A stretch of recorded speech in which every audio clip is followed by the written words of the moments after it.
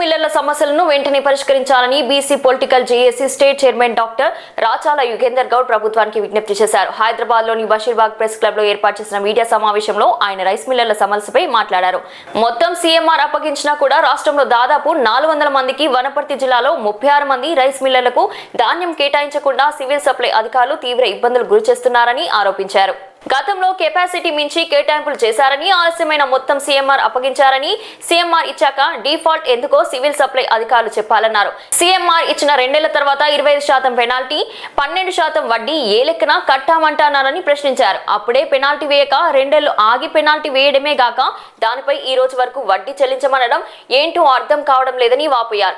CMR ఇవ్వకపోతే default పెట్టాలి, కానీ ఇచ్చాక పెట్టడం సరికాదన్నారు. ముందుగా ధాన్యం ఇస్తామని బ్యాంకు గ్యారంటీలు తీసుకుని తర్వాత అడ్డు చెప్పడంలో ఆంతర్యం ఏంటో ఈ విషయంపై మంత్రి ఉత్తమ్ కుమార్ రెడ్డి, ప్రభుత్వ ప్రధాన కార్యదర్శి Ramakrishna Rao, civil supply commissioner Stephen రవీంద్రని కలుస్తామని తెలిపారు. ఈ రోజు తెలంగాణ రాష్ట్ర ప్రభుత్వం, ముఖ్యమంత్రి గారు, మంత్రి ఉత్తమ్ గారు, ప్రతి ఒక్కరు కూడా ఈరోజు రైతులకు మేలు చేయాలని చెప్పి అహర్నిశలు కూడా శ్రమిస్తున్నటువంటి పరిస్థితి ఉంది. ఈ సందర్భంలో రైతులకు మేలు చేయాలనుకుంటున్న ప్రభుత్వం రైస్ మిల్లర్ల సమస్యలు కూడా పట్టించుకోవాలని చెప్పి మేము విజ్ఞప్తి చేస్తూ ఉన్నాం.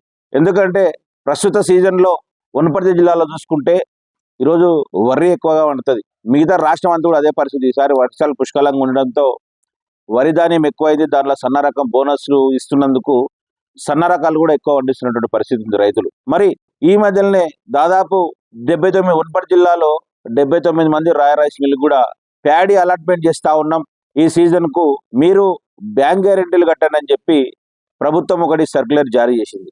దానికి అనుగుణంగా మరి బ్యాంక్ గ్యారెంటీలు కట్టిన తర్వాత మళ్ళీ 39 మందికి మేము మీకు ధాన్యం కేటాయించట్లేదు, మిమ్మల్ని డిఫాల్టర్ కింద లెక్కేస్తున్నామని చెప్పిండ్రు. మళ్ళీ ఎట్లా డిఫాల్టర్ అయింది వీళ్ళు అనేది చూస్తే 2022-23 వరకు వాళ్ళకి ఇచ్చిన ధాన్యం కంప్లీట్ కట్టిండ్రు. 100% ధాన్యం కట్టిన వాళ్ళు డిఫాల్టర్ కింద రావాలి.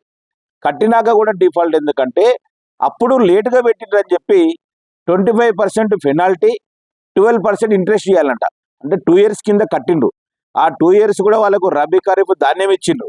ఇప్పుడు కూడా ఇస్తామని చెప్పి సర్క్యులర్ ఇచ్చిండ్రు. బ్యాంక్ గ్యారెంటీ కట్టమని చెప్పిండ్రు. అయినప్పటికీ మళ్ళీ కూడా వాళ్ళకి ఏంటంటే అప్పుడు మీరు ఆ లేటు కట్టినందుకు దానికి పెనాల్టీ ఇంట్రెస్ట్ అంటే ఆ లేటుకు బాధ్యులు ఎవరు?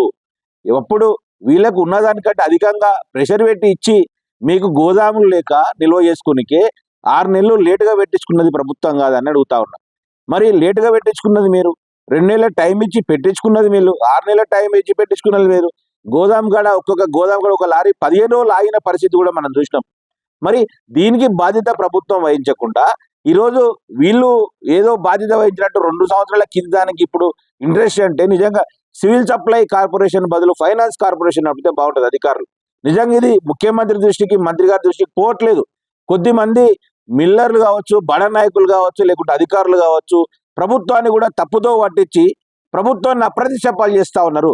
దీనివల్ల ఏమైతా ఉందంటే రైతులు కొనుగోలు చేసే పరిస్థితి లేదు.